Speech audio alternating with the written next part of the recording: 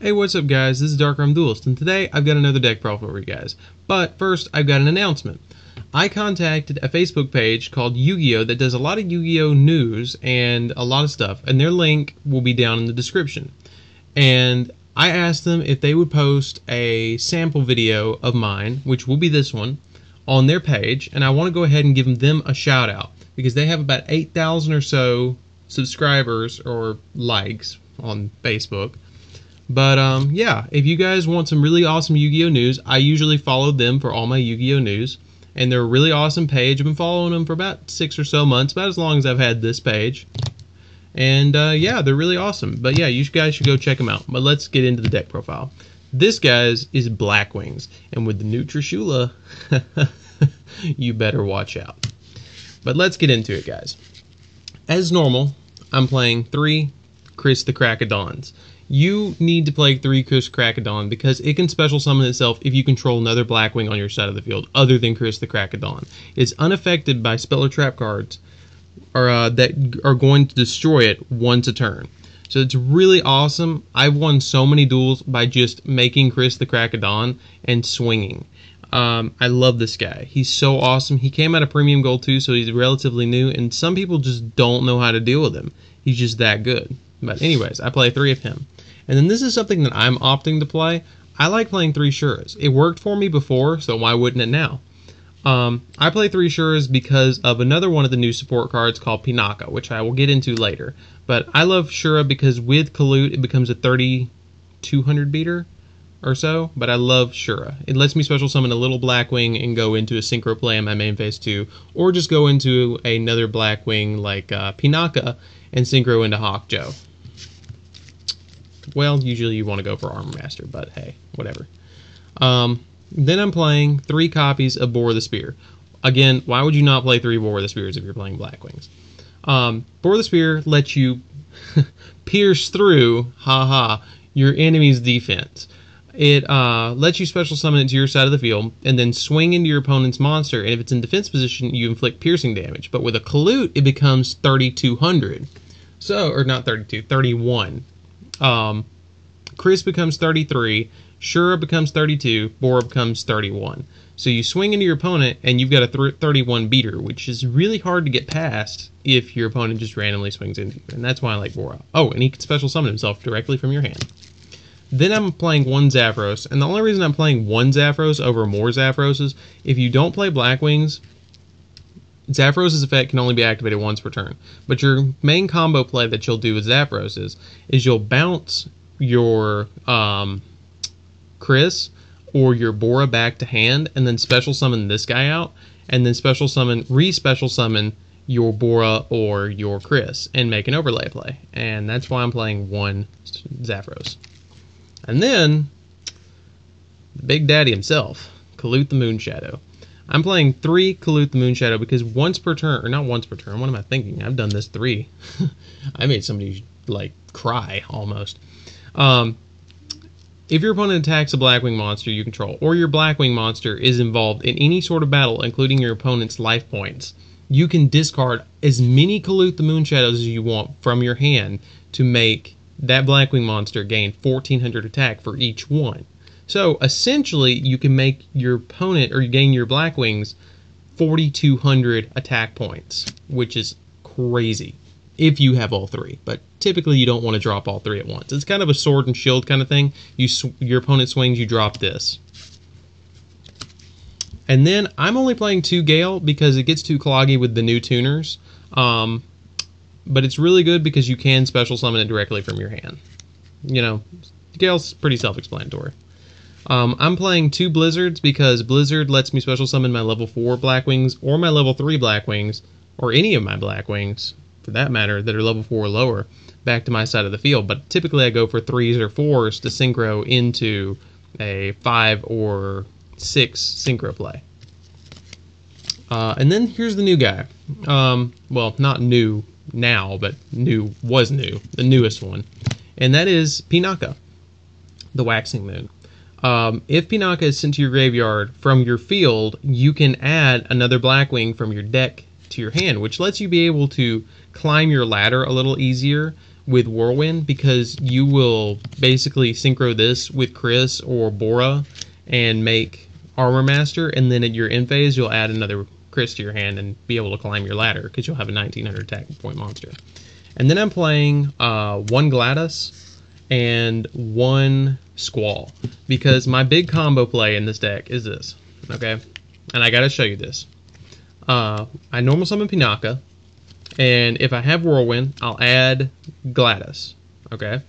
And if I've already got Orsha in hand, I will normal summon Gladys, okay? I'll synchro into Nothung, and then I'll special summon Orsha to my side of the field, or Squall, or you other guys.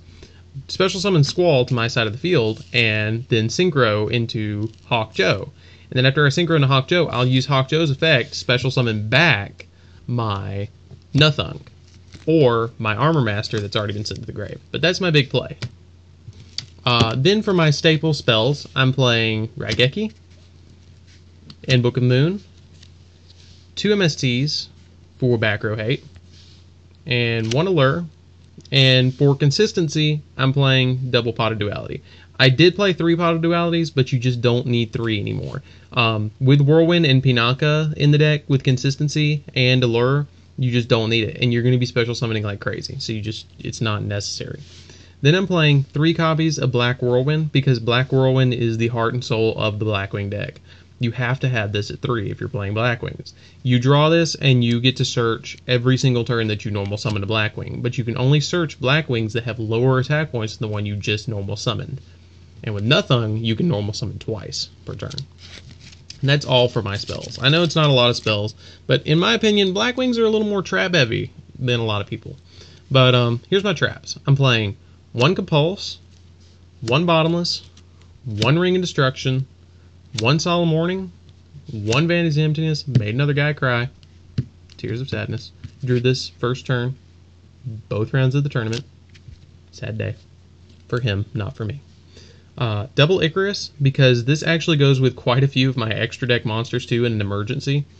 And then 2 Fiendish Chain. For monster negation, and for negating my opponent from attacking me. A lot of people forget that this will actually negate attacks too. That's why I play it over Breakthrough Skill. But yeah, that's my main deck. But let's get into the extra deck, guys. Let me put something really neat on the front, or something that I like. I like Chris, because Chris is awesome. But let's get into the extra deck. And my first extra deck monster is Trishula. Because why the hell wouldn't you play Trishula? Because I can go Gale and 2 Colludes, I guess, to make level 7 or something. I don't know. But it can be made very easily in this deck. It's really fun to make, and it makes your opponent really sad. And it just got unbanned just today.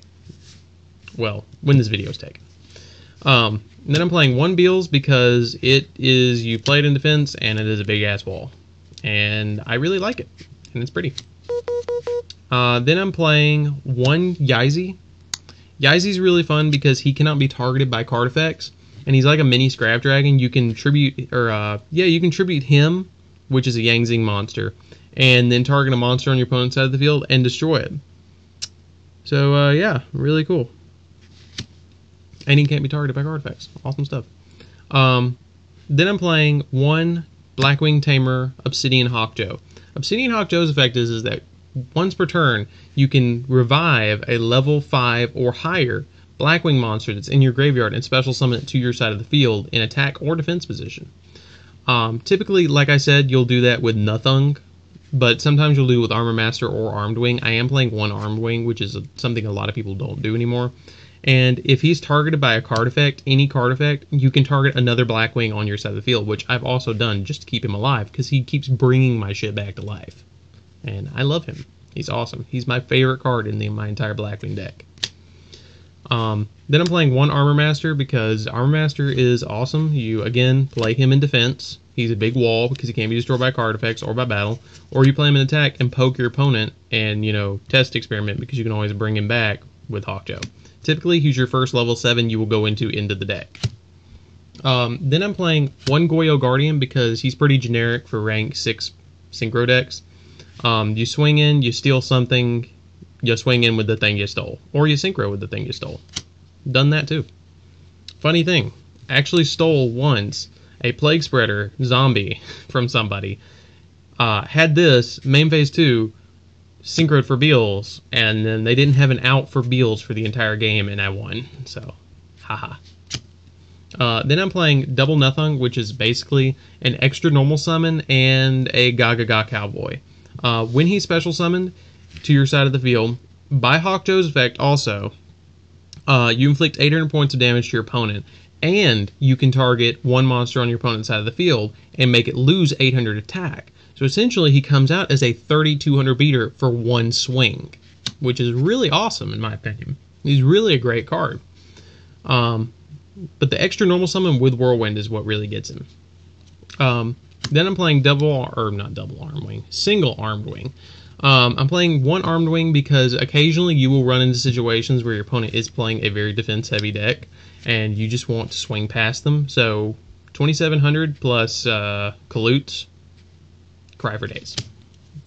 Then I'm playing one Vulcan the Divine, which a lot of people forget about Vulcan. You can send one card from your field back to your hand, which I usually do that with Whirlwind. Bounce Whirlwind back to hand, and bounce a card on your side of the field back to your hand, and then swing at you with a 2,000 beater with my safe Whirlwind in my hand that you cannot MST anymore until my next turn. Then for my final synchro, I'm playing one Armides because I need a level 5 in here, and I just don't feel like Catastor is that good right now at all. And I can swing without fear.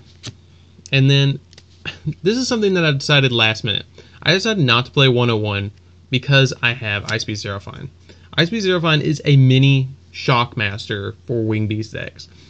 It can negate all card effects on the field, and then for every card effect that is face up on your side and your opponent's side of the field, it gains 300 attack. And, well, not defense, but 300 attack. I've had this get as big as 41 or 42, something like that. I don't know. I think it's 41. And that's why I don't play Rebellion, and that's why I don't play 101, is because this is so big. And then it can also be an Icarus target. Then I play one Castel, pretty self-explanatory, also an Icarus target. I play one Exciton, because Exciton is blowing shit up. It's a miniature Judgment Dragon. And then I'm playing one Gaga Cowboy to push for game. It is... Oh, and it's a 3,000 beater, too. But why would I need a 3,000 beater when I have this?